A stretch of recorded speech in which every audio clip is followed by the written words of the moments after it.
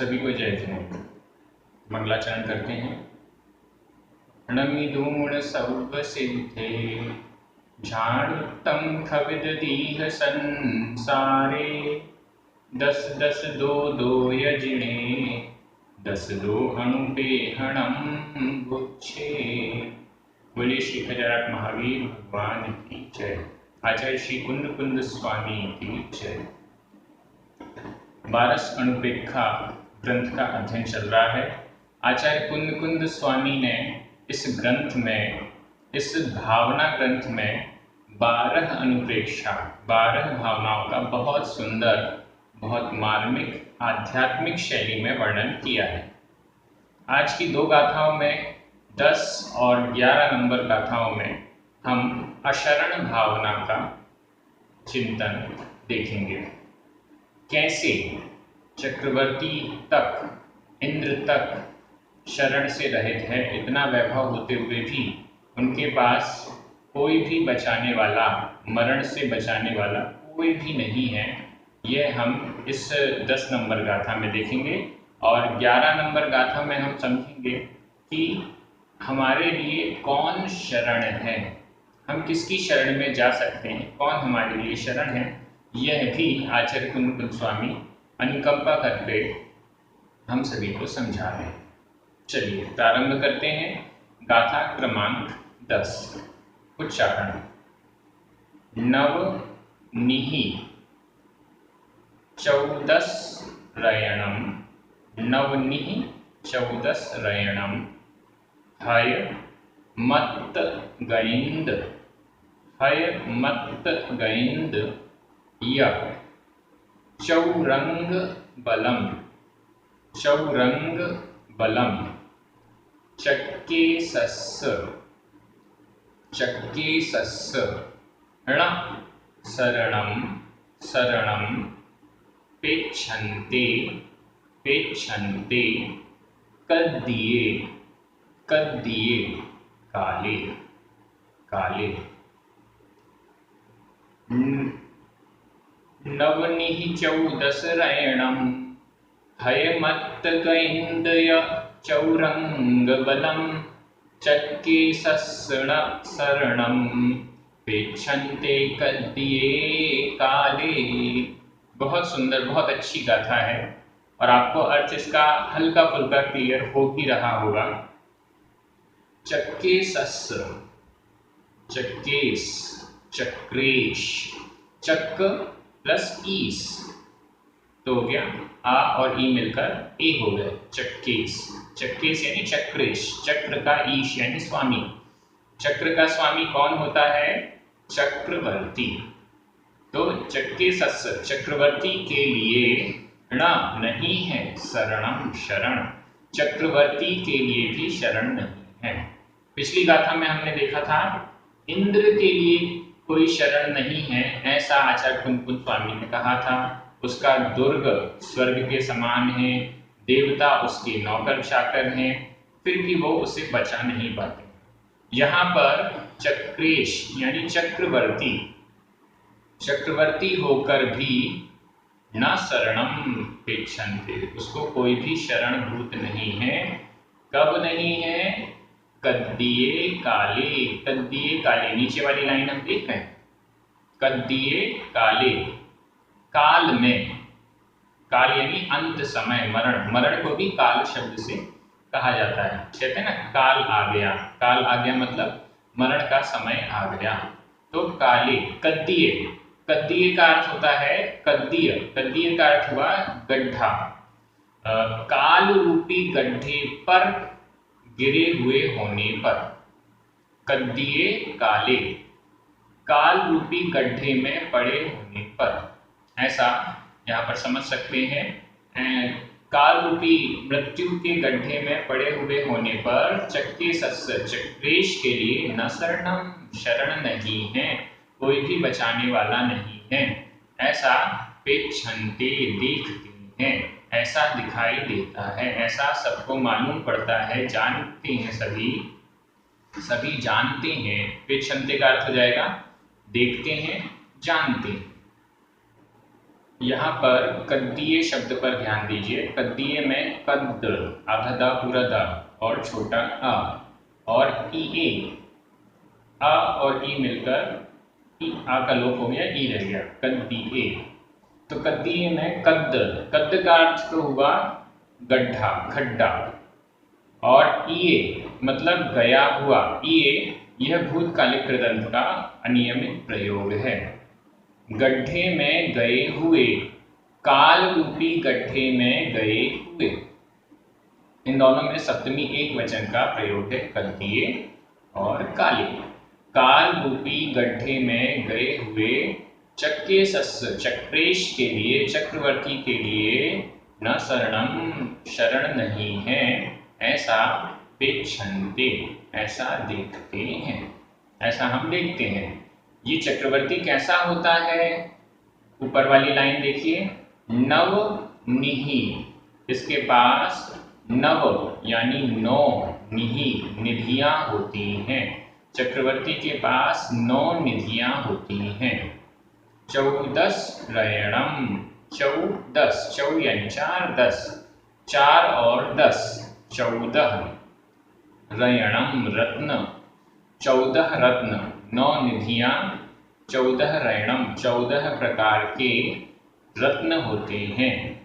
हय मत्त गैंद, हय, हय का अर्थ होता है घोड़ा, और मत्त गैंद, मत्त यानी मदमस्त, गैंद गजेंद्र, गजेंद्र कल भी एक शब्द आया था गैंदो, गजेंद्र मतलब गजों का इंद्र, गज गय प्लस इंद्र, गय य में अ, इंद्र ई, अ और ई मिलकर आ का लोप हुआ, ई रह गया, तो गैंद, गैंद का अर्थ हुआ गजेंद्र, गजों का स्वामी मतलब सबसे बड़ा हाथी।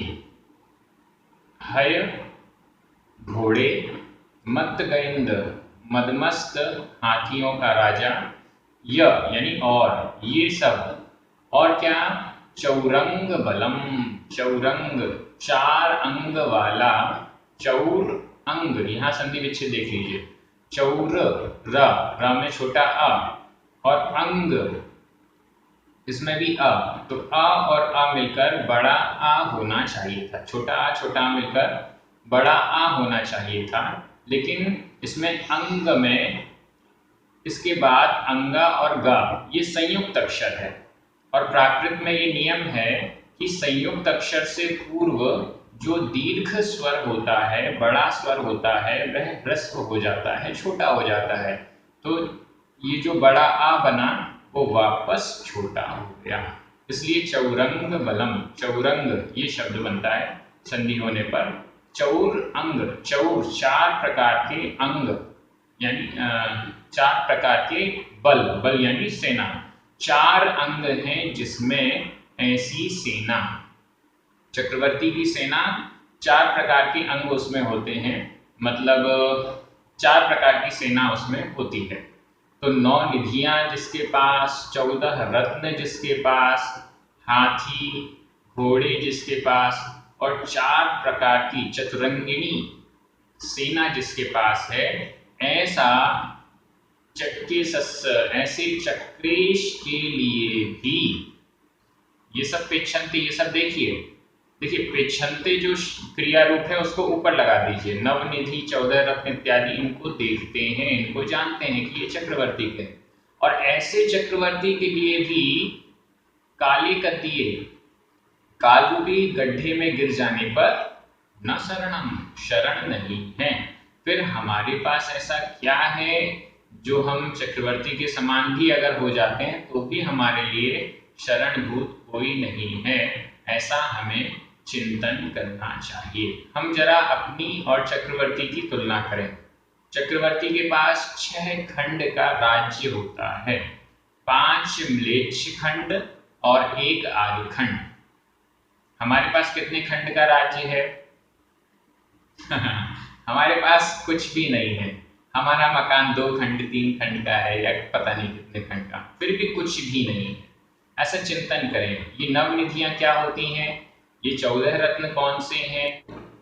चक्रवर्ती की 9 निधियाँ, उनके नाम हैं काल, महाकाल, माणवक, पिंगल, नैसर्प, पद्म, पांडुक, शंख और सर्वरत्न।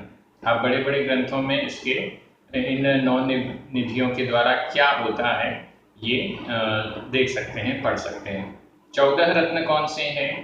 चक्र रत्न, छत्र रत्न, असी, असी यानी तलवार, उसकी स्पेशल होती है असी रत्न होता है, जिससे चक्रवर्ती के चित्त के प्रसन्नता आती है। दंड, मणि, चूड़ामणि भी कहते हैं, कांकिणी, चर्म, गृहपति, सेनापति, पुरोहित, स्थपति, स्त्री, स्त्री रत्न यानी पटरानी, हाथी और अश्व, उसका हाथी भी स्पेशल होता है, अश्व यानी घोड़ा भी स्पेशल होता है। घोड़ा ऐसा होता है जो तिमिस्त्र नाम की गुफा के कपाट का उद्घाटन करते समय 12 योजन तक की छलांग लगाता है। ऐसा घोड़ा है जो एक छलांग में 12 योजन क्रॉस करता है। अब हमारे पास कैसा घोड़ा है? वो 12 फुट ही छलांग लगा पाता है क्या? इतना इतना ज़्यादा नवनिधियाँ, 14 रत्न। हाथी घोड़े कितने होते हैं? 84 लाख हाथी होते हैं। 84 लाख, 84 लाख रथ होते हैं, रथ, और 18 करोड़ उत्तम नस्ल के घोड़े होते हैं। 84 करोड़ वीर भट, भट का मतलब होता है योद्धा, 84 करोड़ वीर भट होते हैं। उसकी सेना अगर हम देखें तो इतनी विशाल सेना होते हुए भी मरण के समय पर उसे कोई बचा नहीं सकता। कितनी खुशी होती है कि चक्रवर्ती को कोई नहीं बचा सकता।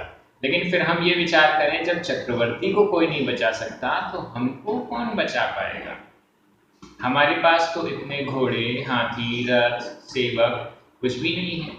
चक्रवर्ती की सेवा में तो देव भी लगे रहते हैं। एक एक निधि, एक एक रत्न की रक्षा करने के लिए हजारों हजारों देव वहां पर उपस्थित होते हैं। देव भी चक्रवर्ती की सेवा या रक्षा करने में तत्पर होते हैं। इतना सब होने पर भी चक्रवर्ती तक मरण से नहीं बच पाता है। हमें इसका चिंतन करना चाहिए। जब ये लोग नहीं बच पाते, इंद्र, चक्रवर्ती, बड़े बड़े राजा महाराजा, तो हम कौन हैं? हमें कौन बचाएगा? इस बात का बहुत चिंता होती है कि हमें कौन बचाएगा। तो फिर आगे आचार्य कुंतन स्वामी जो आगे की गाथाएं हैं, उन गाथाओं में कौन हमारे लिए शरणभूत है? आगे की 3 गाथाओं में, आज एक गाथा देखेंगे, इसके बाद अगले 2 गाथाएं इसके बाद आएंगी। उन 3 गाथाओं में आचार्य कुंतन स्वामी बता रहे हैं कि हमारे लिए कौन शरण है, हम किसकी शरण में जाएंगे तो ये जन्म जरा मृत्यु वाले जो डर हैं वो हमारे दूर हो जाएंगे। चलिए अगली गाथा देखते हैं। गाथा क्रमांक 11। उच्चारण: जाति जर मरण रोग भय दो, जाति जर मरण रोग भय दो, रखेदी रखेदी अपणो अप्पा, तम्हा आदा शरणम शरणम, बंधोदय सत्त कम्म वदिरितो। जाति जर मरण रोग, जाति जर मरण रोग, भय दो रखेदी अपणो अप्पा, भय दो रखेदी अपणो अप्पा, तम्हा आदा शरणम, तम्हा आदा शरणम, बंधोदय सत्त कम्म वदिरितो, बंधोदय सत्त कम्म वदिरितो। बहुत अच्छी और सरल गाथा है। रखेदी अपणो अप्पा, रखेदी रक्षा करती है, रक्षा करता है, अपणो अप्पा, अपणो अपनी, अप्पा आत्मा, आत्मा ही अपणो अपनी रक्षा रखेगी रक्षा करता है, आत्मा ही स्वयं की रक्षा करता है। ये मणि मंत्र तंत्र कोई रक्षा नहीं करते, सेनाएं धन संपत्ति कोई रक्षा नहीं करती। कौन रक्षा करता है? अपणो अप्पा, अपणो अपने अपनी स्वयं की, अप्पा आत्मा, आत्मा ही आत्मा को रखेगी रक्षा करता है, आत्मा ही आत्मा को बचाता है, आत्मा ही स्वयं, हम स्वयं ही अपने आप को बचाते हैं। अब चिंतन करते जाइए इसी लाइन का। आपका संकट आया, किसने आपको बचाया? माता ने, पिता ने, किसने? हम स्वयं ही अपनी रक्षा करते हैं। कोई भी काम पड़ता है, सांसारिक हो चाहे धार्मिक हो, हमें पढ़ना है। आपको क्या लगता है मैं आपको पढ़ा रहा हूँ? नहीं, बिल्कुल नहीं, मैं किसी को नहीं पढ़ा रहा हूँ, आप स्वयं पढ़ रहे हैं। आप पढ़ना नहीं चाहेंगे तो ये वीडियो आप क्यों देखेंगे? आप पढ़ना नहीं चाहेंगे तो ये वीडियो गलती से भी आपके सामने आ जाएगा तो भी आप इसे तुरंत छोड़कर आगे बढ़ जाएंगे, दूसरा कोई और वीडियो देखने लग जाएंगे।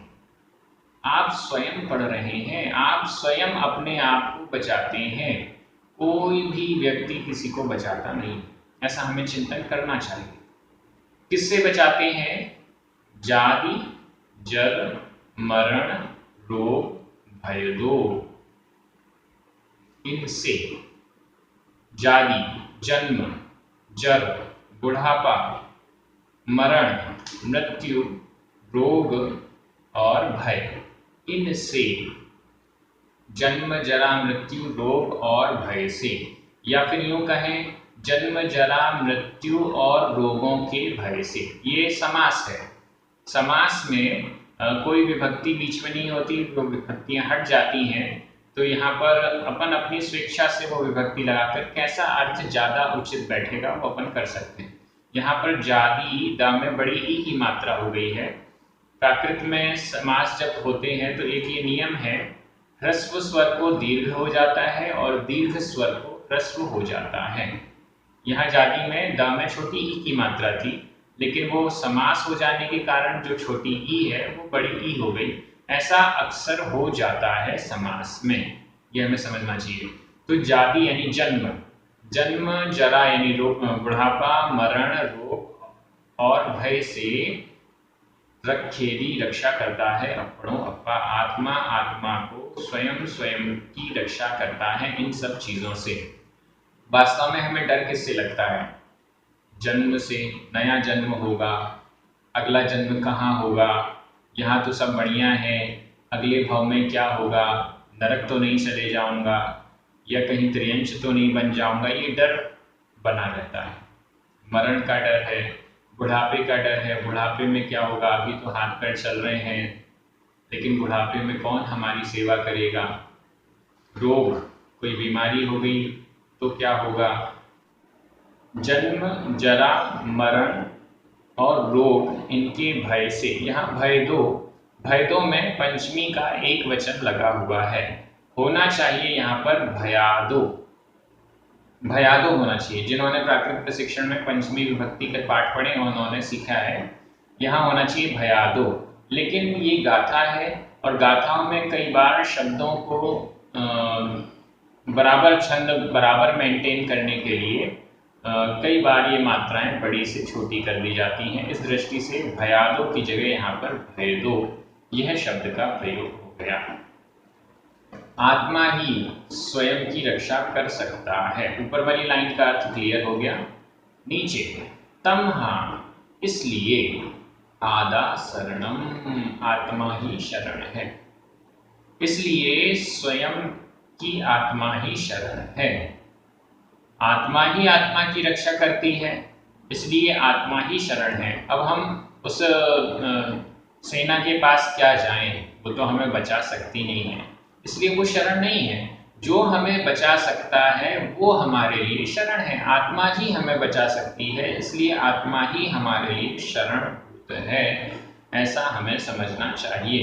यहाँ पर स्पष्ट लिखा है तमहा आदा शरणम, तमहा इसलिए, आदा आत्मा, शरणम शरण है, इसलिए आत्मा ही शरणभूत है। कैसी आत्मा शरणभूत है, ये भी तो आचार्य कुंद कुंद स्वामी बताएंगे। यही तो चक्कर हो जाता है, बस यहीं पर हम रुक जाएं। आदा शरणम, आदा शरणम, आत्मा ही शरण है, आत्मा ही शरण है। भैया कौन सी आत्मा शरण है, कैसी आत्मा शरण है, वो भी तो देख लें जरा। तो अगला अगला शब्द देखिएगा, बंधोदय सत्य कम वदिरितो। आचार्य कुंद कुंद स्वामी की गाथाओं को, ग्रंथों को पढ़कर लोग पूरा अर्थ न लगा पाने के कारण या कुछ शब्द को अंडरग्राउंड कर देने के कारण अर्थ का अनर्थ भी कर देते हैं। इसीलिए आपको एक एक शब्द से अर्थ कराया जा रहा है, जिससे कि अगर कोई गलत अर्थ भी आपको बता दे तो आप उसे कहें कि ये वाले शब्द का अर्थ कहाँ गायब कर दिया। देखिए कौन सी आत्मा शरण है, नॉर्मल आत्मा शरण नहीं है। बंधोदय सत्य कम वदिरिक्तो, बंध उदय सत्य कम वदिरिक्तो, वदिरिक्त व्यतिरिक्त रहित, वदिरिक्तो शब्द पहले भी आया, व्यतिरिक्त यानी रहित। किससे रहित, कम कर्मों से रहित। एकदम स्पष्ट देखिएगा ये शब्द, नॉर्मल आत्मा शरण नहीं है। हम ये समझें कि मेरी आत्मा मेरे लिए शरण है, मैं स्वयं को बचा लूंगा, भैया नहीं बचा पाएंगे। कौन बचाएगा अपने आप को, जो कम वदिरिक्त, कर्मों से व्यतिरिक्त है। कैसे कर्मों से रहित है, बंध उदय और सत्य, इन तीनों प्रकार के कर्मों से रहित है। बंधोदय का संधि विच्छेद देख लीजिए, बंध था में छोटा आ, उदय का उ, आ और उ मिलकर ओ हो गया, बंधोदय।